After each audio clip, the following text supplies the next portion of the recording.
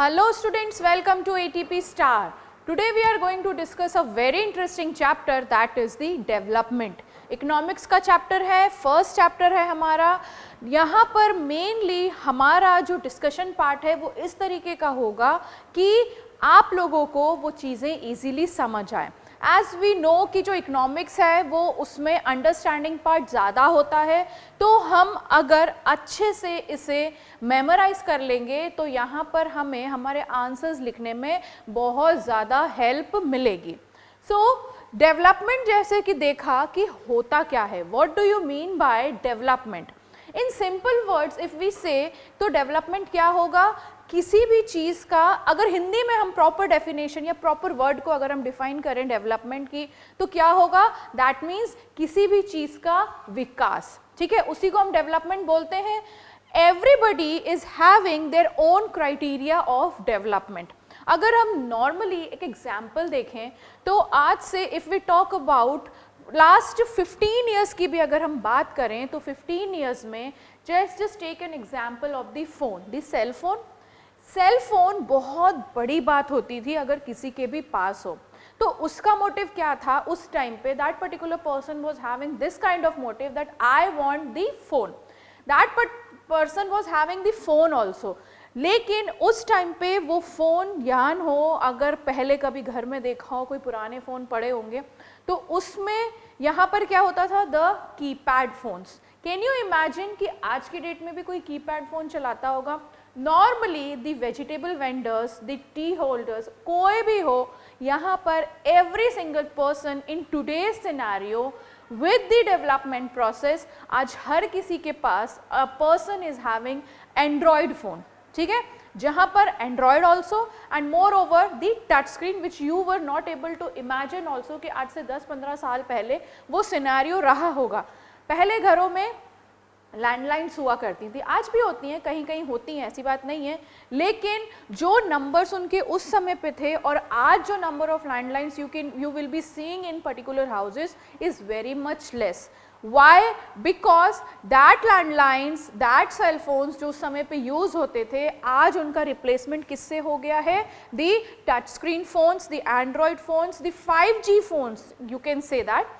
तो यहाँ पर what was the development कि एक टाइम पे जहाँ पर जो फोन्स हुआ करते थे वो बहुत बड़ी चीज़ होती थी. आज की डेट में with the modernisation of the technology the things have changed a lot.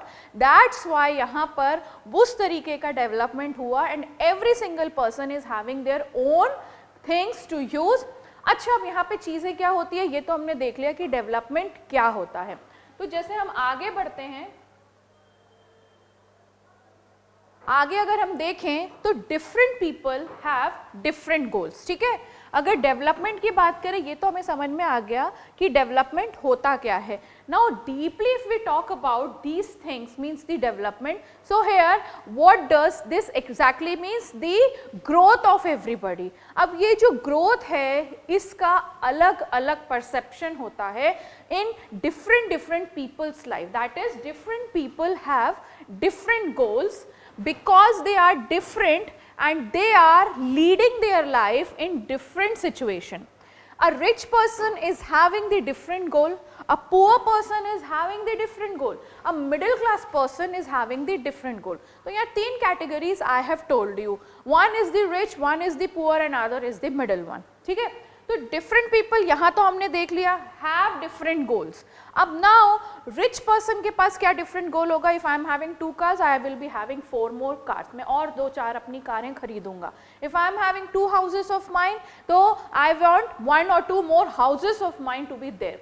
तो rich people are having different goals. Technology होनी चाहिए तो उस टेक्नोलॉजी के साथ they might be thinking any of the things.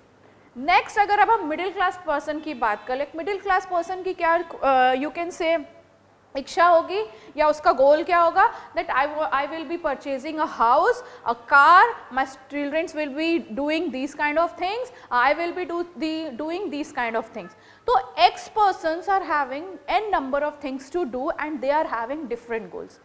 Poor person के लिए क्या चीज़ें होंगी, यहाँ पर वो ना घर का सोच सकता है, ना गाड़ी का सोच सकता है, वो किसी चीज़ का नहीं सोच सकता। Main thing he will be thinking is कि नेक्स्ट डे मुझे कहीं जाना है, वहाँ पे मुझे ये वेजेस मिलेगा, वहाँ से जब when I will be getting the wages, the money in return I will be purchasing these kind of things so that I can have my so that with that earning I will be able to give my children the proper food. तो poor person, below poor person के different goals होते हैं। So here अब यहाँ पे किन चीज़ों पे बात हो रही है कि डिफरेंट सिचुएशन है, डिफरेंट पीपल है, डिफरेंट गोल्स हैं, because they are differently living their life, ठीक है। अब यहाँ पे but their general goal is progress. तो मेन एम जो उसका है वो क्या है, to get the progress. Accordingly step by step ही हो, किसी भी चीज़ में हो, लेकिन उनका जो मेन पर्पस है वो है प्रोग्रेस की तरफ ही बढ़ना। अब देयर आर टू थिंग्स, कौन कौन सी, different persons can have different developmental goals. Next, what may be development for one may not be development for other, it may be even the destruction for other। कैसे हो सकता है, ये बात तो फैक्ट है कि अगर वो एक चीज़ किसी के लिए डेवलपमेंट है तो दूसरे के लिए वो डिस्ट्रक्टिव हो सकता है। The best example to make it understand is that just imagine the tribal areas people. अब वो ट्राइबल एरियाज जो पीपल हैं वो फॉरेस्ट में रहना पसंद करते हैं, ठीक है। Now they are willingly want to live in the forest, यहाँ पर बात हो रही है। अब यहाँ पर on the other hand different peoples, अब डिफरेंट पीपल आए, जो दूसरे लोग आए, उन्होंने सोचा यहाँ से जो रिवर पास हो रही है इस फॉरेस्ट से, यहाँ पर अगर हम एक डैम बना दें तो that will be beneficial for our self also, for irrigation facility also, and the people who are living behind और यू कैन से साइड में जो उनके साथ रह रहे हैं। तो यहाँ पर इनका थिंकिंग क्या थी related to that river was this, and that people who are living in the tribal part, वहाँ पर उनकी ये थिंकिंग है कि that we are getting the enough water और हमें हमारी जो लाइफ है वो ईजिली चल रही है। लेकिन जब वहाँ पर डैम कंस्ट्रक्ट होना चालू होगा तो वो तो डेवलपमेंट है किसके लिए, for the person who wanted the dam should be there. लेकिन वो डिस्ट्रक्टिव क्यों है, क्योंकि जो ट्राइबल पीपल का सोर्स ऑफ लिविंग था, जो वाटर क्राइटेरिया था, रिसोर्स था उनके पास, वो उनसे हट गया। तो यहाँ पर different people have different goals, one can be good for the development part and other that part cannot be constituted as the development but उसको क्या बोला जाएगा, the destructive one। तो यहाँ पर जो डेवलपमेंट का गोल होता है वो दोनों person whosoever it may be या both the categories communities सबके लिए अलग अलग होता है। Till 1960 the term economic development was generally used as a synonym of economic growth। मतलब इकोनॉमिक डेवलपमेंट को एक इकोनॉमिक ग्रोथ का सिनेमम से रिप्रेजेंट करते थे, but now it is no longer considered identical with the economic growth. why it is not becoming why it is not at all identical, because क्या होता था, economic growth के नाम पे हमने हमारे देश में बहुत सारी चीज़ हुई। Why to take others countries example, we will be taking our countries example only. Economic growth के कारण बहुत सी ऐसी चीज़ें हुई जो फॉर यू कैन से more than half of the population was in the destructive point and less than that, मतलब 50-50 का भी अगर हम डिवीजन कर ले तो यहाँ पर उस पार्ट ऑफ 50 में क्या हो रहा है, वहाँ पर वो उनके लिए डेवलपमेंट का काम कर रहा था। Economic development is more than the economic growth. Economic development हुआ है लेकिन इकोनॉमिक ग्रोथ नहीं हुई है। What does this mean and what does this mean? Economic development का मतलब क्या है कि कंट्री इकोनॉमिकली ग्रो कर रही है, लेकिन यहाँ पर इकोनॉमिक ग्रोथ से क्या मतलब है कि जो कंट्री है उसके जो पीपल हैं वो ग्रो नहीं कर रहे हैं। समझ में आया? इकोनॉमिक डेवलपमेंट का मतलब कि here the country is growing, no issue on that, dams बन रहे हैं, प्रोजेक्ट्स चल रहे हैं, लैंड्स में बहुत सारे काम कर रहे हैं, इंडस्ट्रियलाइजेशन चल रहा है, मॉडर्नाइजेशन की तरफ बढ़ रहे हैं, every single person is having the phones to use, the cars they use, the houses they have. तो ये सब क्या हो रहा है, कंट्री तो इकोनॉमिकली ग्रो कर रही है। वहीं on the other hand the population is not at all growing, क्योंकि here the rich is becoming richer and the poor is becoming what, the poorer.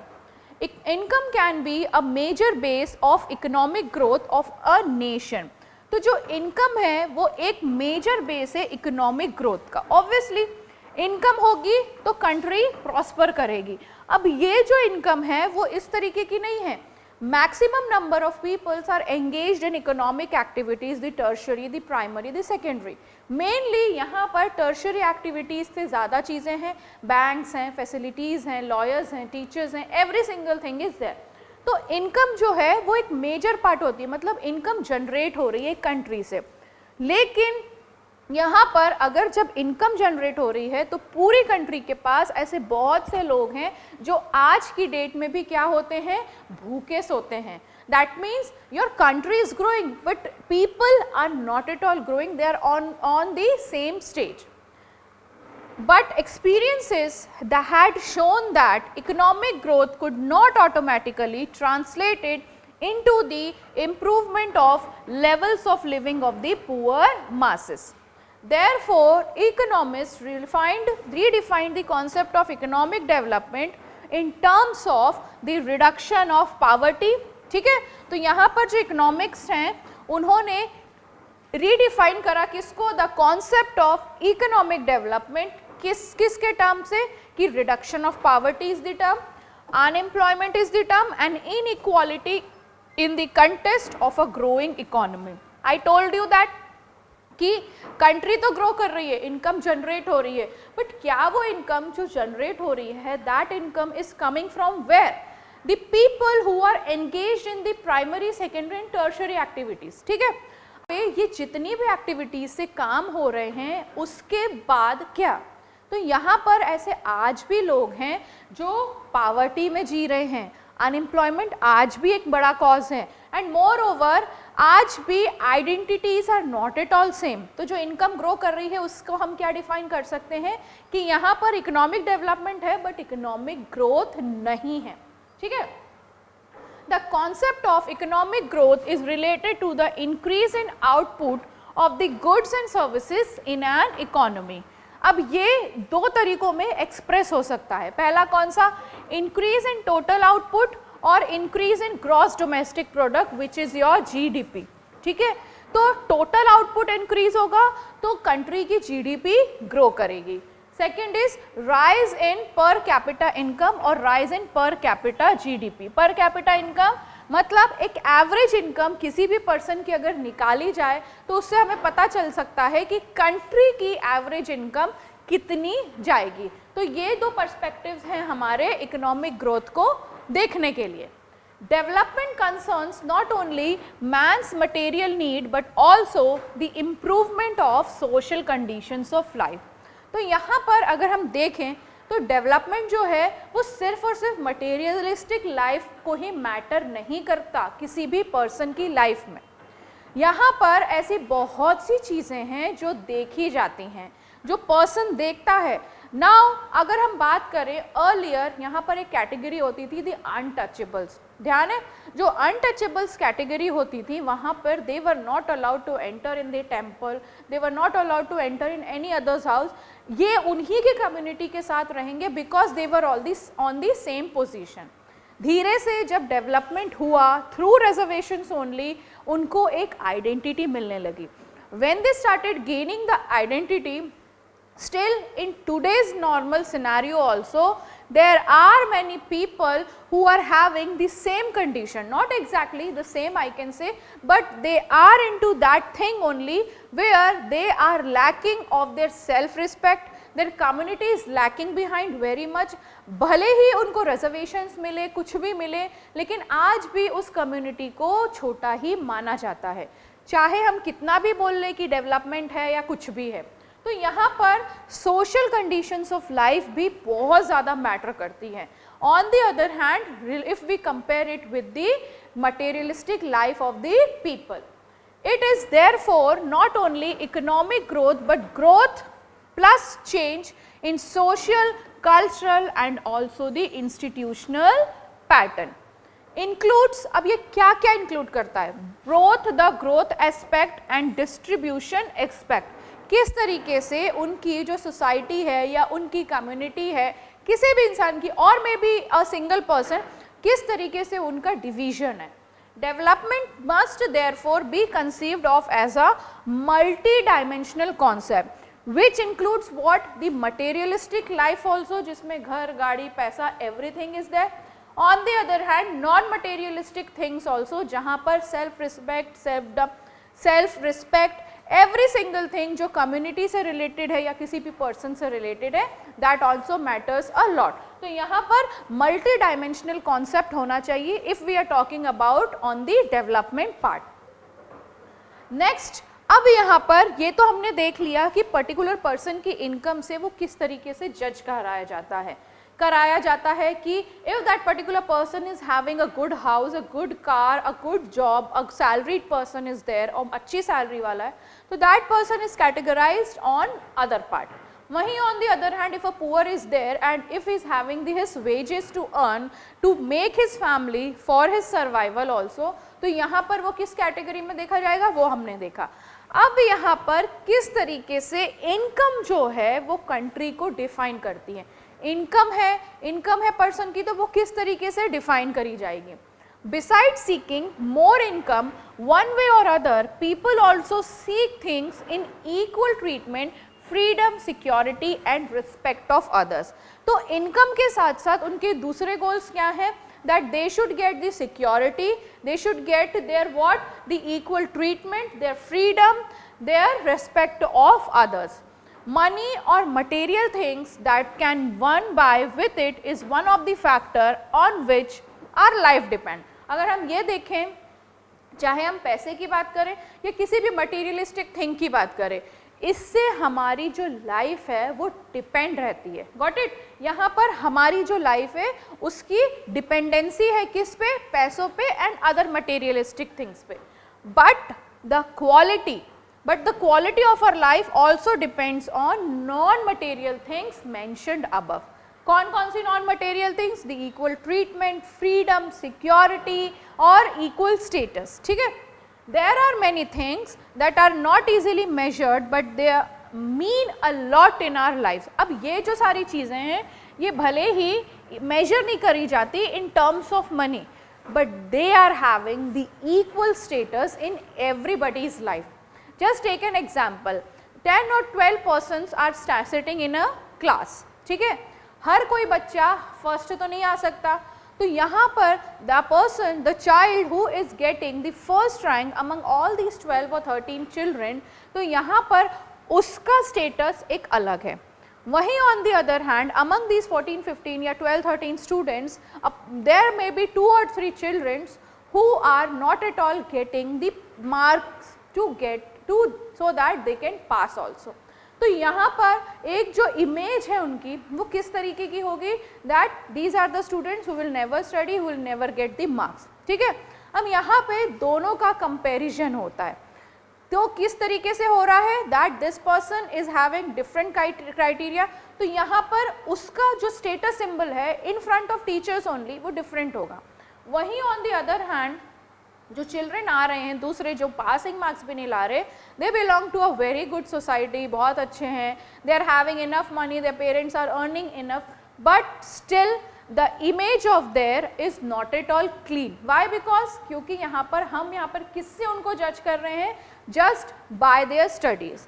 तो यहाँ पर दो सिचुएशन में से कैसी सिचुएशन हमने, एक सिचुएशन में से हमने क्या देखा कि द पर्सन, कह सकते हैं कि that person who is getting the first rank in the class is not at all well, you can से वेल डिजर्व। मतलब वेल डिजर्व इन सेंस, किस सेंस में कि यहाँ पर वो आ रहा है, वो पढ़ रहा है, वो फर्स्ट रैंक ला रहा है, बट उसकी जो फैमिली बैकग्राउंड है वो इतनी अच्छी नहीं है जैसे कि वो 3 बच्चों की होगी, but he is having other image in his in teacher's mind कि this guy is going to do something, whether he will be having the money or not, but यहाँ पर वो अपनी पढ़ाई करके anything he will be become। लेकिन on the other hand वो जो 3 बच्चे हैं उनका न हर चीज़ सही होने के बाद भी they are not at all well deserved। तो यहाँ पर अगर कोई भी टीचर उनको क्लास के सामने कुछ भी बोलेगी तो उनका एक अलग इमेज है, मटेरियलिस्टिक थिंग के अलावा अगर teacher is scolding, that means यहाँ पर दैट टीचर किस चीज़ पे हर्ट कर रही है, यहाँ पर उनको उनकी इक्वालिटी पे, कि भाई you are not at all equal. तो यहाँ पर क्या हुआ, वही चीज़ हो गई कि किसी की भी लाइफ डिपेंड करती है मटेरियलिस्टिक थिंग्स के साथ साथ नॉन मटेरियलिस्टिक थिंग्स में भी। There are many things that are not easily measured but they mean a lot to our life, these are often ignored. ठीक है, however it will be wrong to conclude that what cannot be measured is not at all important। मतलब यहाँ पे हम अपना conclusion ये नहीं दे सकते कि जो मेंशन नहीं है, वो measured नहीं है, वो important नहीं है। That is also most important the way the money or the other income goals are important। ठीक है, अब हम इसको किस तरीके से नेशनल डेवलपमेंट की बात करेंगे। अभी हमने यहाँ पर हर पर्सन की इनकम देख ली, किस तरीके से वो डिपेंडेंट होते हैं मनी पे plus other non materialistic things पे भी।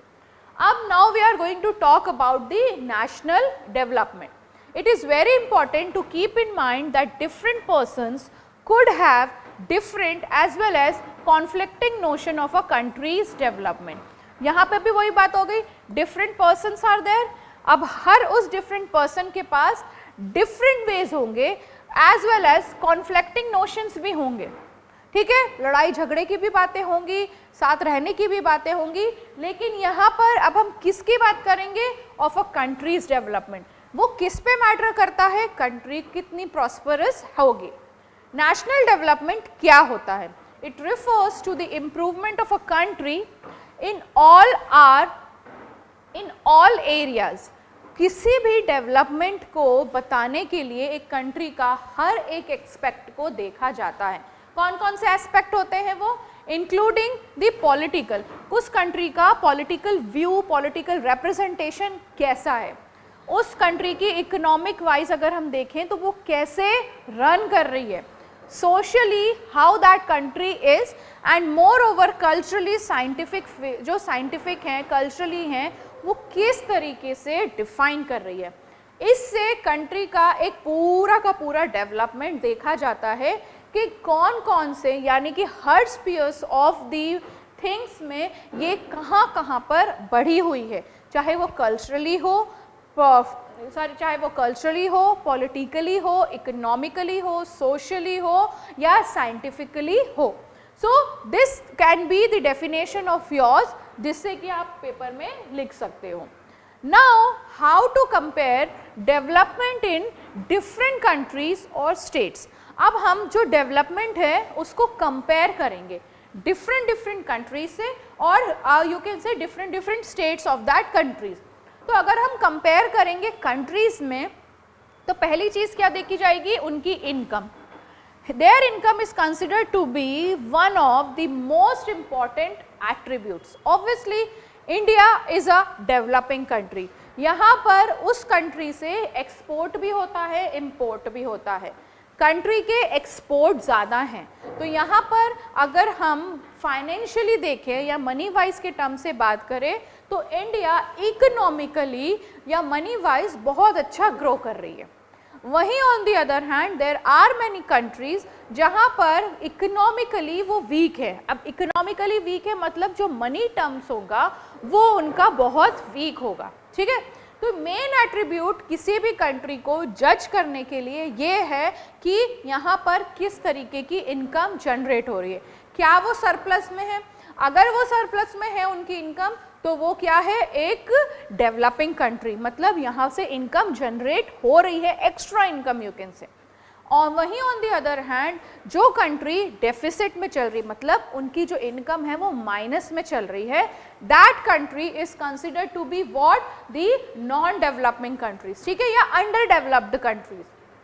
Countries with higher income are more developed than others with less income। ठीक है, इनकम से ही क्राइटेरिया यहाँ पे सेट हो रहा है, कौन सी कंपनी, सॉरी कौन सी कंट्री डेवलप्ड है, कौन सी कंट्री अंडर डेवलप्ड है। To find the income of a country, we have to find out the national income of that country and its per capita income। Per capita income मतलब average income। ठीक है, ठीक है। तो यहाँ पर उस कंट्री की पूरी इनकम निकालना या एवरेज इनकम निकालना कि भाई उस कंट्री में पता तो चले कि वो कंट्री एक डेवलप्ड कंट्री है कि नहीं। और यहाँ पर डेवलप्ड कंट्री किससे जज करी जाएगी? Only in terms of the money, ठीक। What do you mean by national income? National income is defined as the total value of all the goods and services produced within the country plus income coming from abroad, ठीक है। तो ये हमारी क्या होती है? National income. All the incomes, the total value of all the incomes coming from a country, total value of all the goods and services produced within a country plus the income coming from abroad। तो उन पूरा का total निकालने के बाद एक national income निकलती है।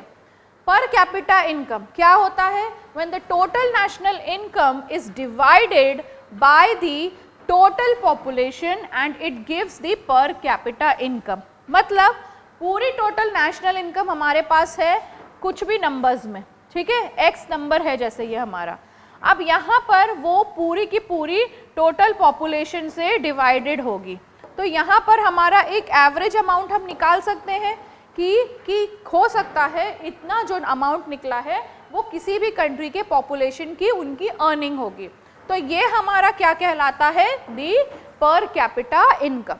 तो दो क्राइटेरिया में दिखती हैं चीज़ें, इनकम दिखती है डेवलपिंग कंट्री की, एक होता है उसकी नेशनल इनकम, दूसरा होता है उसका पर कैपिटा इनकम। नेक्स्ट, अब यहाँ पर countries with per capita income of US dollar, जो इस US dollar like your 12616 per annum and above in 2012 are called rich countries. Dollar में देखेंगे तो कंट्रीज जिसका पर capita income US dollar 12616 per annum निकला था 2012 में, are considered to be the rich countries, जो रिच कंट्रीज कहलाई। And those with per capita income of US dollar 1035 और less than are called low income countries. तो जिसका US dollar 12616 per annum जो निकाला जाएगा वो रिच कंट्रीज कहलाएंगी, एंड 1035 यूएस डॉलर जिस कंट्री का निकाला जाएगा या उससे कम आएगा वो कंट्री लो क्लास यानी कि लो इनकम कंट्री कहलाएगी। India comes in the category of low middle income, मतलब India is not at all considered as the rich also and not at all considered as the low income country also, it comes in the middle class, ठीक है, middle country में हमारी India आती है। Because its per capita income in 2012 was just US dollar 1530। Just imagine the number and just see this number. तो यहाँ पर जो इंडिया आई थी उसका कितना था 2012 में? डॉलर 1530 पर एनम निकला था। तो ये मिडिल क्लास कंट्रीज में आती है। The rich countries excluding countries of Middle East and certain other small countries are generally called developed countries. तो जो रिच कंट्री कहलाएगी वो क्या भी कहलाएगी? जो रिच कंट्री कहलाएगी वो डेवलप्ड कंट्री भी कहलाती है। So this is the criteria of income, of national income, through which different countries are categorized as the rich and the poor countries, and India comes in the middle class income country, ठीक है। अब income और उसका other criteria क्या क्या होते हैं? income and other criteria. When we looked at individual aspirations and goal, we found that people not only think of better income but also have goals such as security, respect for others, equal treatment, freedom etc. in mind.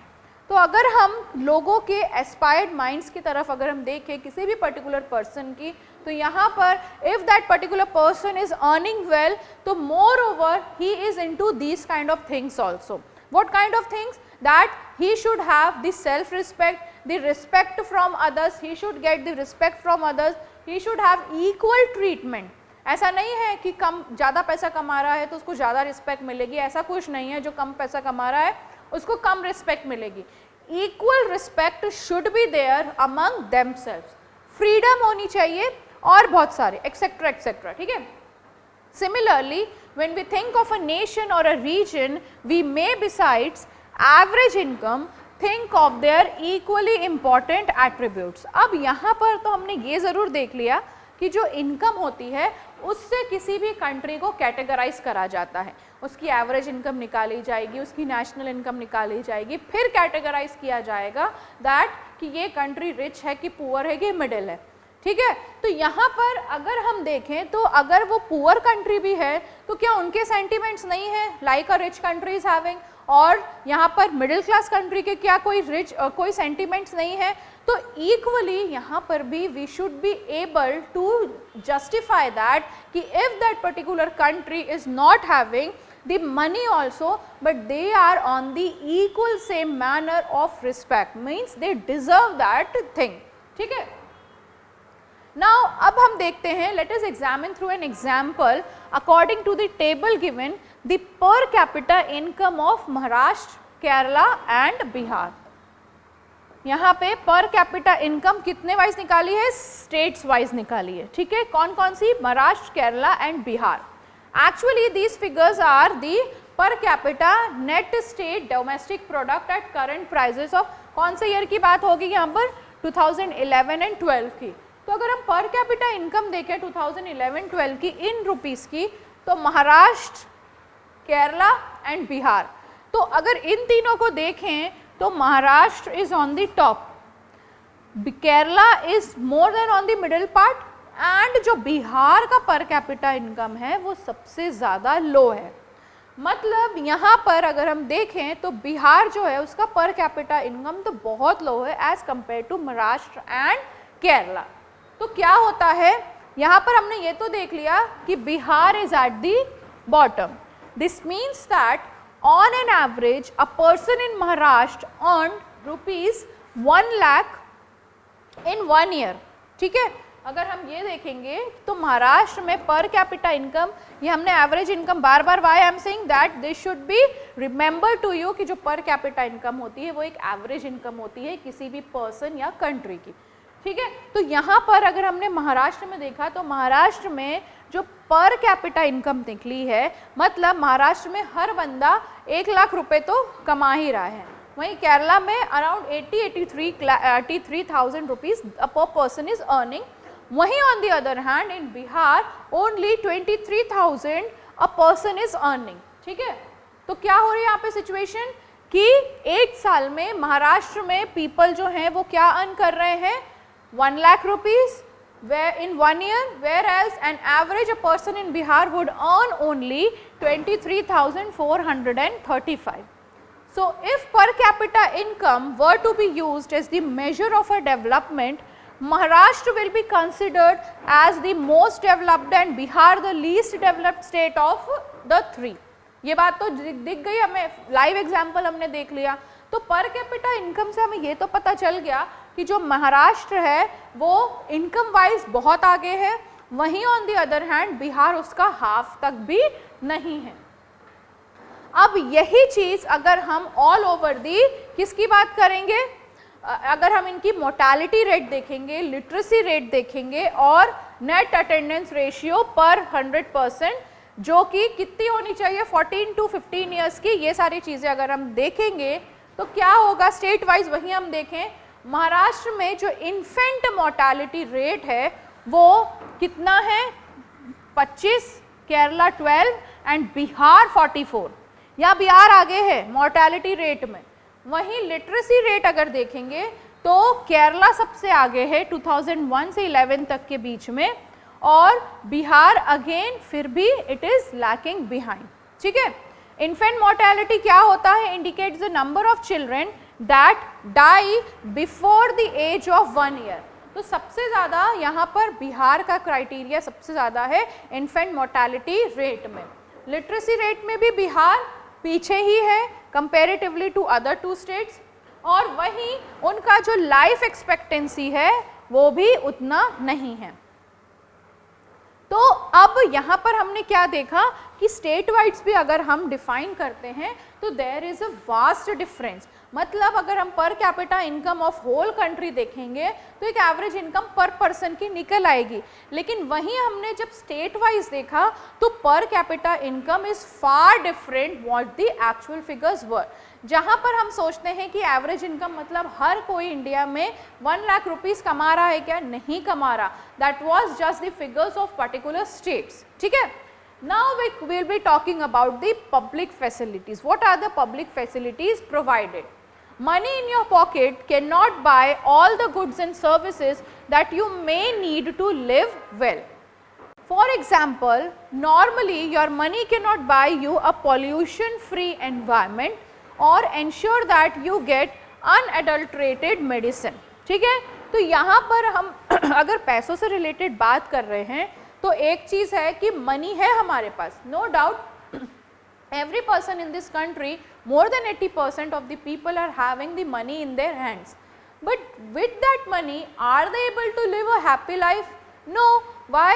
Because अगर हम पूरे अपने surrounding की तरफ अगर हम नज़र मारेंगे तो कहीं ना कहीं पोल्यूशन मिलेगा ही मिलेगा। मेडिसिन की हमें बहुत ज़्यादा नीड होगी ही होगी, without medicine nobody is going to survive also, क्योंकि कंडीशन ही ऐसी हो गई है ऑल ओवर दी कंट्री में। तो यहाँ पर एक proper environment will be able to get, no we will not be able to get unless you can afford to shift to a community that already has all these things. Rural areas में ज़्यादातर ये apply होता है क्योंकि rural areas में आज भी ऐसी बहुत सी चीज़ों से कंपेरेटिवली टू अर्बन एरियाज बहुत पीछे हैं। Money may also not be able to protect you from infectious disease unless the whole of your community takes preventive measures. Mainly this category, ये जो public facilities है ये mainly हम rural areas के लोगों के लिए ही बात करते हैं, क्योंकि urban areas you are having n number of things to get. Pollution है तो उसका ऑल्टरेशन भी है कि भाई अगर पोल्यूशन है तो we can wear mask, we can make any single thing, but वहीं ऑन द अदर हैंड पहली चीज़ तो अगर हम पोल्यूशन वाइज बात करेंगे तो नॉइस पोल्यूशन कभी भी रूरल एरियाज़ में इतना नहीं होता, नॉट मोर देन कि वहाँ पर अगर कोई सड़क वगैरह ना बन रही हो।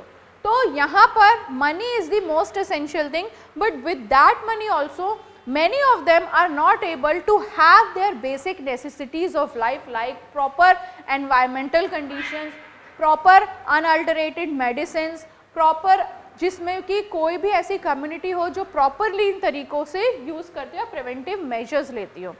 केरला की if we talk about has a low infant mortality rate. Kerala में सबसे ज़्यादा जो इन्फेंट मोर्टालिटी रेट है वो सबसे ज़्यादा कम है, ठीक है, because it has adequate provisions of basic health and educational facilities. यहाँ पर केरला में हर एक चीज़ आपको प्रॉपर सिस्टमेटिक वे में ही मिलेगी, बेसिक हेल्थ फैसिलिटीज़ मिलेंगी, एजुकेशनल फैसिलिटीज़ मिलेंगी, जिसकी वजह से मोर्टालिटी रेट पे बहुत ज़्यादा फ़र्क पड़ता है। Similarly, in some states the public distribution system, that is the PDS, functions well. Health and nutritional status of people of such state it certainly likely to be better. जहाँ proper PDS systems के through यहाँ पे बहुत सारी चीज़ों में बदलाव आया है, चेंजेस आए हैं, वहीं केरला के साथ साथ अभी वैसे तो केरला ही टॉप पर है health wise, medicinal wise, educational wise सब चीज़ों में, लेकिन धीरे धीरे और स्टेट्स भी आगे आ रहे हैं, ठीक है। Now what do you mean by human development report? This mainly focuses on the development of a particular human. क्या है human development program? Basically it is focusing on the development of any human in particular countries. तो it is the core of the United Nations development program. मतलब mainly जो United Nations में जितनी भी countries आती हैं डेवलपमेंट के लिए, चाहे किसी के लिए भी, तो मेन कौन प्रोग्राम है इसका? यूनाइटेड नेशंस का, that is UNDP, united Nations development program. Main aim इनका क्या होता है? Which present it into a perspective of political and economic freedom and deepening of democracy at a global level. मतलब किस तरीके से किसी भी कंट्री की डेमोक्रेसी ग्लोबल लेवल पे कितना ज़्यादा इम्पैक्ट डालती है, इनका मेन फोकस ये होता है देखना, which is economically productive and socially and environmentally sound. मतलब हर तरीके से जो कंट्री एक प्रॉस्परस कंट्री है, चाहे वो इकोनॉमिकली हो, एनवायरमेंटली हो, सोशली हो, पॉलिटिकली हो, हर चीज़ में वो इफेक्टिवली साउंड होनी चाहिए। मतलब एक तरीके से बहुत अच्छे से वर्किंग कंडीशन जो उनकी होनी चाहिए वो बढ़िया होनी चाहिए। The United Nations development program that is UNDP in its Human Development Report 1990 introduced the concept of Human Development Index which is HDI। मतलब यहाँ पे 1990 में UNDP ने एक अलग कॉन्सेप्ट लेकर आया था ऑफ ह्यूमन डेवलपमेंट इंडेक्स। मतलब ह्यूमन डेवलपमेंट में ह्यूमन का डेवलपमेंट इंडेक्स वाइज कैसे होना चाहिए। अगर हम कंपैरिजन करेंगे किसी भी कंट्री का, तो यहाँ पे डेवलपमेंट ऑफ कंपैरिजन किससे होगा, या तो वर्ल्ड बैंक में जो वर्ल्ड बैंक रिपोर्ट देती है, और दूसरा UNDP से which is united Nations development program. World bank तो सबसे पहले बैंक की बात हो रही है तो ये पैसों से रिलेटेड ही बात करेगा, दैट इज द पर capita income of any country. On the other hand UNDP किस पे फोकस करता है, पर कैपिटा इनकम पे भी फोकस कर रहा है, वो हेल्थ पे भी फोकस कर रहा है, और वो एजुकेशन पे भी फोकस कर रहा है। That means human development report इन सारी चीज़ों से मिलकर बनती है कि उस पर्टिकुलर पर्सन या उस पर्टिकुलर कंट्री का जो पर्सन है, जो ह्यूमन बीइंग है, is he financially sound, is health wise well, and education wise किस तरीके की qualification that particular person keeps. ठीक है, तो यहाँ पर इन सारी चीज़ों में मेजर होते हैं। नो ह्यूमन डेवलपमेंट इंडेक्स क्या क्या है, 3 चीज़ों पे ये मेजर करता है, लॉन्गेविटी पे, नॉलेज पे and decent standard of living पे। एक ह्यूमन का किस तरीके का जो एक मेजरमेंट है वो होना चाहिए। पहली बात तो longevity, it is a choice to live a long and healthy life. Long and healthy life तभी हो सकती है जब उस पर्टिकुलर पर्सन की जो हेल्थ वाइज है he will be sound good.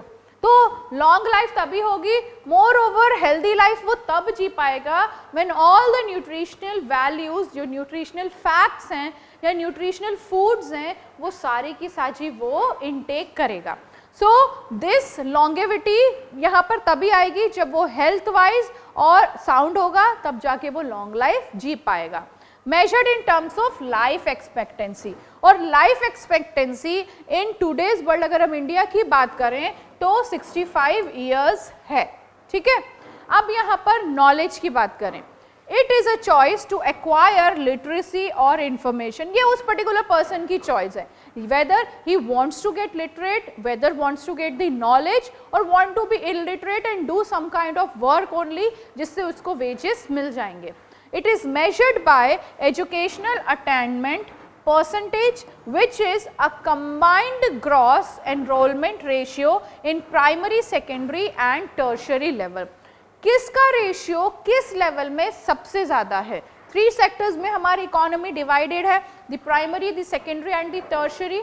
तो इन लेवल में कौन कौन से पर्सन का क्राइटेरिया सेट बैठता है, उसकी नॉलेज वो कितनी रखता है, कितना उसका लिटरेरी लेवल है, ये सारी चीज़ें किस में आती है, नॉलेज में।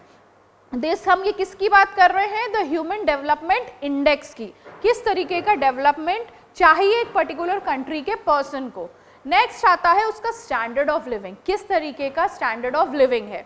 It is a choice to enjoy a quality and standard life. ये हर ह्यूमन बीइंग की, हुसोएवर इट में भी, चाहे मैं हूँ, चाहे आप हो, कोई भी हो, सबका एक पर्सनल चॉइस होता है कि किस तरीके की लाइफ उनको जीनी है।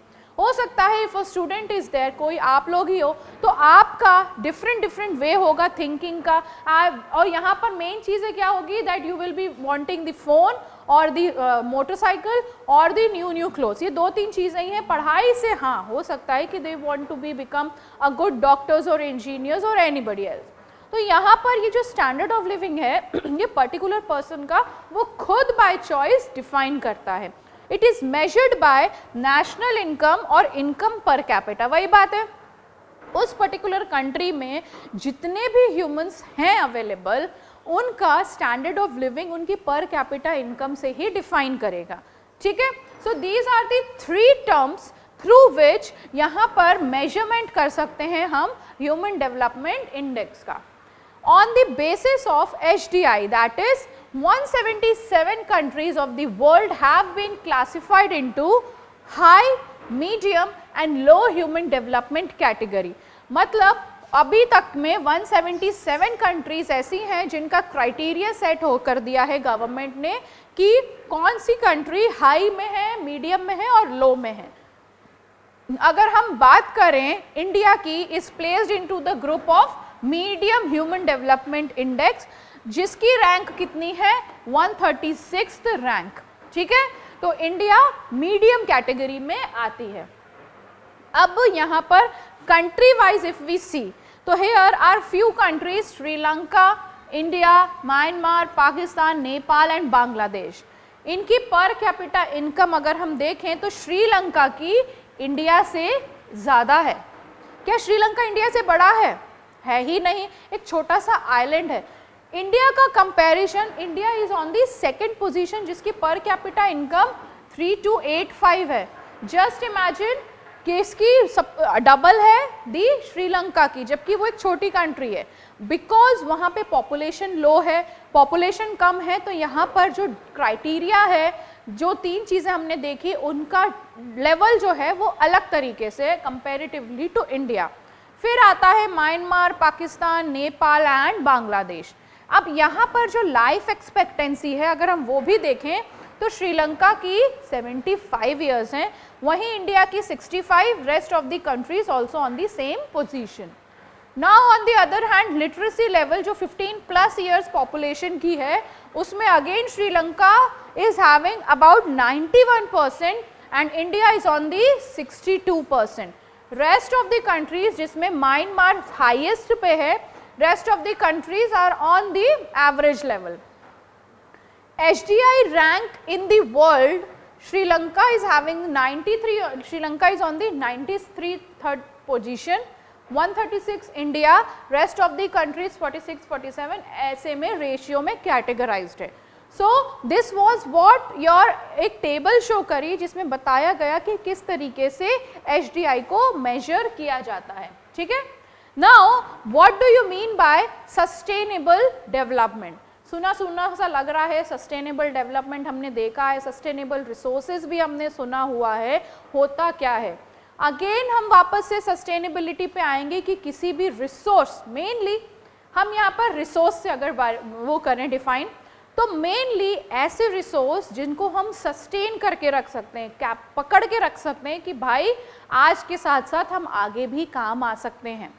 वैसे ही डेवलपमेंट को भी हम कर सकते हैं। डेवलपमेंट होते होते सस्टेनेबल डेवलपमेंट इज, सस्टेनेबिलिटी वाले क्या होती है, is a matter of sharing development, ठीक है। Opportunity, not the poverty and human deprivation. If the present is miserable, ध्यान से सुनना, अगर आज हमारा खराब है एंड अनएक्सपेक्टेबल है to the majority of the world's people, it must be change before it is sustain. अगर आज हमें लग रहा है कि जो भी लैंड है उसमें इंडस्ट्रीज इतनी ज़्यादा बढ़ती जा रही हैं जिसकी वजह से जो लैंड का लेवल है वो बहुत गिर रहा है, डिग्रेडेशन हो रहा है, सॉइल अपनी फर्टिलिटी खोती जा रही है, तो ये इन चीज़ों को हम आज रोक सकते हैं। कैसे रोकेंगे? लेकिन पॉपुलेशन ही इतनी है, तो पहले तो पॉपुलेशन कंट्रोल करना पड़ेगा। पॉपुलेशन कंट्रोल होगी तब जाके जो ये डेवलपमेंट के नाम पे इतनी सारी चीज़ें हो रही हैं वो जाके रुकेंगी। Sustainable development is the real economic development accompanied by an increase in economic welfare which can be potentially shared by future generation also.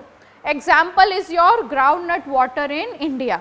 Groundnut water का जो लेवल है वो बहुत अच्छा हुआ करता था। India was rich in, very rich and prosperous in water resources, but with the development, again यहाँ पे बात है, रिवर वैली प्रोजेक्ट्स चलाए गए, केनाल्स बनाए गए, बहुत सारी चीज़ें बनाई गई to make the population have this kind of thing. Ground नट वाटर का जो लेवल है वो बहुत ज़्यादा डाउन हो गया, इतना डाउन कि आज बोरिंग करने के लिए भी बहुत बड़ी बड़ी मशीन्स के थ्रू वाटर को निकालना पड़ता है, क्योंकि वाटर अपनी सस्टेनेबिलिटी खोते जा रहा है। ठीक है, what is the need of sustainable development, or you can say why there is a need of sustainable development? Rapid economic growth and industrialization have led to reckless exploitation of natural resources. इतनी ज़्यादा economic growth हो रही है, development हो रहे हैं, industrialisation हो रहे हैं, तो यहाँ पर क्या हो रहा है, एक्सप्लॉइटेशन हो रहा है नेचुरल रिसोर्स का। वी ऑल नो दैट कि जो नेचुरल रिसोर्सेज हैं कैन बी रिन्यूड, लेकिन अगर वो इतने रिन्यूड हो सकते हैं तो हमें उसकी जो सस्टेनेबिलिटी, हमें उसकी जो पकड़ है उसको बना के रखना पड़ेगा, otherwise in future coming generations वहाँ पर उनको अवेलेबिलिटी ऑफ नेचुरल रिसोर्सेज की बहुत ज़्यादा कमी होने वाली है। The stock of natural resources like fossil fuels which meet most of the energy needs of the world are limited. The growth of all countries in the future is therefore likely to be endangered if the limited resources are completely exhausted. अगर हम यहाँ पर इसकी need की बात कर रहे हैं तो नेचुरल रिसोर्सेज चाहे वो कोई भी हो, लैंड हो, सॉइल हो, वाटर हो, प्लस हमारे जितने भी एक्वेटिक वाइल्ड लाइफ हैं, हमारे रिसोर्सेज हैं, हमारी वाइल्ड लाइफ चीज़ें हैं, फॉरेस्ट हैं, इन सब पे भी आज की डेट में वाइल्ड लाइफ जो स्पीशीज़ हैं वो या तो रेयर हो जा रही हैं, या एक्सटेंट हो जा रही हैं, या एंडेंजर्ड हो रही हैं, क्योंकि इतना ज़्यादा ओवर यूसेज ऑफ थिंग्स हो रहा है। एनिमल्स को हॉन्ट किया जाता है, पोच किया जाता है, उनकी पोचिंग होती है, आज भी होती है, though it is banned in many of the areas, but illegally there are many things which are happening around. The global concern today is therefore to adopt a strategy of economic growth that is environmental friendly. No doubt growth होनी चाहिए, अच्छी चीज़ है, बहुत अच्छी चीज़ है, economically हर चीज़ grow होनी चाहिए, but not on the cost of anyone's life, environmental friendly होना चाहिए। आज हम जहाँ बात करते हैं बहुत सारे लैंड का यूटिलाइजेशन हो रहा है, एक हद तक उस चीज़ को स्टॉप कर दो, ठीक है, धीरे धीरे उसका डेवलपमेंट करो, एकदम रैपिड कंस्ट्रक्शन में हमें नहीं जाना है, जिसकी वजह से लैंड अपनी जो फर्टिलिटी है वो मेंटेन करके रखेगा। एग्रीकल्चरली भी यहाँ पर मल्टीकल क्रॉपिंग्स होती हैं, सीड्स का यूज़ होता है, केमिकल फर्टिलाइजर्स यूज़ होती हैं, बहुत सी ऐसी चीज़ें होती हैं जो नहीं होनी चाहिए। यहाँ पर environmental friendly we have to make them. What can be the steps should be take so that the sustainable development should be maintained. Every generation wants to get the greatest benefits from the available resources. हर कोई generation हो, चाहे हम हो, चाहे आप हो, चाहे हमारे पिछली कोई जनरेशन रही होगी, एवरीबडी वांट कि यहाँ पर जो हमें है उसका यूटिलाइजेशन बहुत ज़्यादा होना चाहिए, but such a thing would be quite disastrous because the available resources shall be exhausted at a rapid speed. And within a short time, most of the resources shall be exhausted, especially our coming generations will be deprived of such resources. आज हम इतनी ज़्यादा resources को use कर रहे हैं, over utilization of every single resources is happening around. तो यहाँ पर क्या होगा, जहाँ हर generation is feeling like having the things in and around, वहीं पर क्या होगा, स्पेशली जो आने वाली जनरेशन्स होंगी, इतना ओवर यूटिलाइजेशन हो गया है कि nobody else will be able to handle this kind of thing. So we should use our resources. Main चीज़ हमारा क्या होना चाहिए कि हमारा जो रिसोर्सेज का यूज़ है वो एक लिमिट तक होना चाहिए, ओवर एक्सप्लॉइट नहीं करना है हमें किसी भी चीज़ को। ग्लोबल वार्मिंग हो रही है उसको कम करना है, ठीक है, more judicially so that a certain part of them is left for our coming generation. पूरा तो हम नहीं बोल सकते, लेकिन इस हद तक हम काम कर सकते हैं कि जो आने वाली जनरेशन है उनको बहुत सारा तो नहीं, लेकिन कुछ हद तक हम उन चीज़ों को यूज़ करने के लिए दे सकते हैं। वाई, अगर हम पेट्रोलियम का ही एग्जांपल देखें, पेट्रोल जो हम इंपोर्ट करते हैं, इंडिया में पेट्रोल बनता नहीं है, इंपोर्ट होता है, लेकिन इंडिया में इतना ओवर यूसेज है उस चीज़ का, and number of vehicles running in and around rural areas भी आज नहीं छूटे हैं, जहाँ पर व्हीकल्स बहुत सारे हो गए हैं। कहीं भी किसी भी सिटी में चले जाओ, स्टेट में चले जाओ, तुम Delhi is the best example, जहाँ पर इतने ज़्यादा vehicles you will be getting कि एक जगह से दूसरी जगह पहुँचने के लिए यू हैव टू टेक कुछ नहीं तो 2 से 3 घंटे का टाइम वेस्टेज होता है, बिकॉज जो गाड़ियाँ ही हैं वो इतनी ज़्यादा हैं।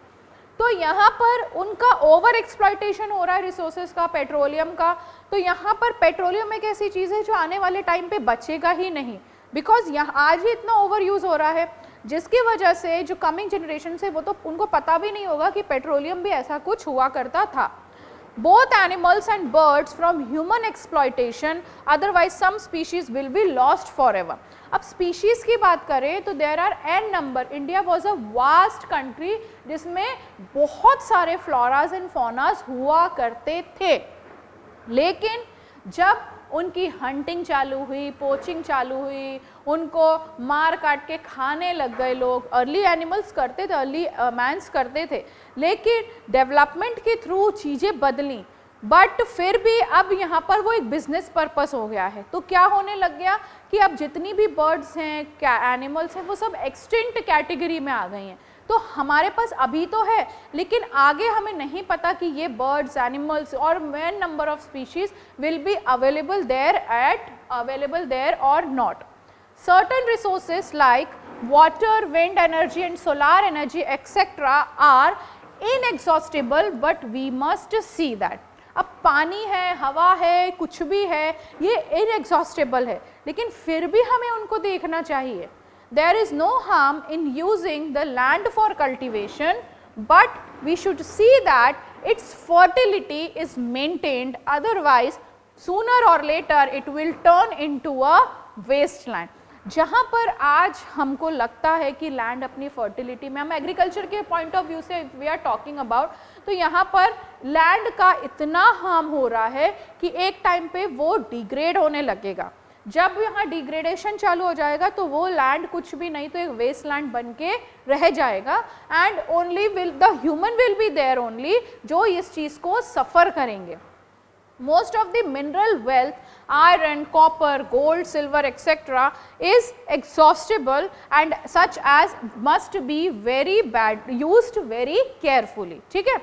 However, we must devise methods of recycling these resources and reusing them again. मतलब हमारे पास ऐसे methods होने चाहिए कि हम उन चीज़ों को जिनको हम actually में recycle कर सकते हैं, उनको हम कोशिश करें कि जितना ज़्यादा हो हम recycle करें। We should utilize our resources for our benefits, but should sustain them and maintain them for our future. मतलब हम रिसोर्सेज का यूज़ ज़रूर करें, नो डाउट करना भी चाहिए, अच्छी चीज़ है, we are having something very naturally among them, but उन चीज़ों को हम ओवर यूज़ ना करें जिसकी वजह से जो लोग हैं, आगे की जो फ्यूचर जनरेशन है, they will be getting hard time, बहुत हार्ड टाइम मिलेगा उनको कि they will be not be able to utilize any of the thing which we have over utilized it. ठीक है?